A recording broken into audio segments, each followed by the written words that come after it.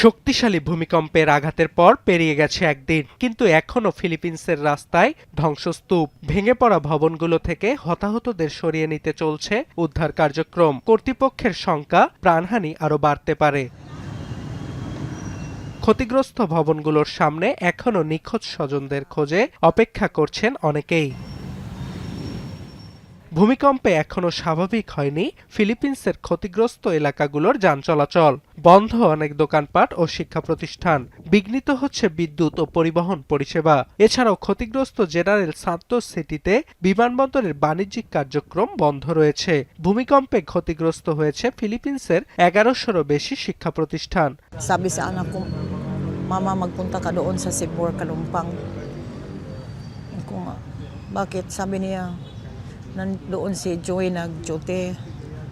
Sabi sa kapatid niya, na-trap daw si Joey doon sa Sibor, Kalumpang. Ilang beses na yung naglindol dati, nandito din kami. Kaso kanina, masyadong malakas kanina. Umuwi ako kanina sa bahay, walang kuryente, walang tubig. Lahat naapektuhan. Wala kaming mainom। এদিকে সোমবার স্থানীয় সময় দুপুরের পর tsunami সতর্কতা তুলে নেওয়া হলেও শঙ্কা রয়েছে যে কোনো সময় আফটার শক আঘাত হানার। ফিলিপিন্সের আবহাওয়া দপ্তর বলছে 1 মাসেরও বেশি সময় ধরে আফটার শক অনুভূত হওয়ার শঙ্কা রয়েছে। এ কারণে নাগরিকদের সতর্ক থাকার নির্দেশও দিয়েছে কর্তৃপক্ষ। সোমবার স্থানীয় সময় সকাল 7:37 ফিলিপিন্সের দ্বিতীয় বৃহত্তম মিন্দানাও দ্বীপে অনুভূত হয় শক্তিশালী ভূমিকম্প।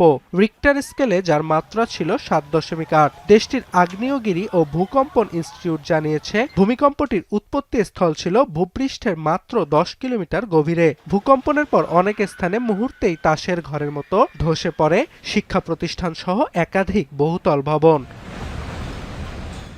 অর্ণব প্রসাদ, এখন বিশ্ব।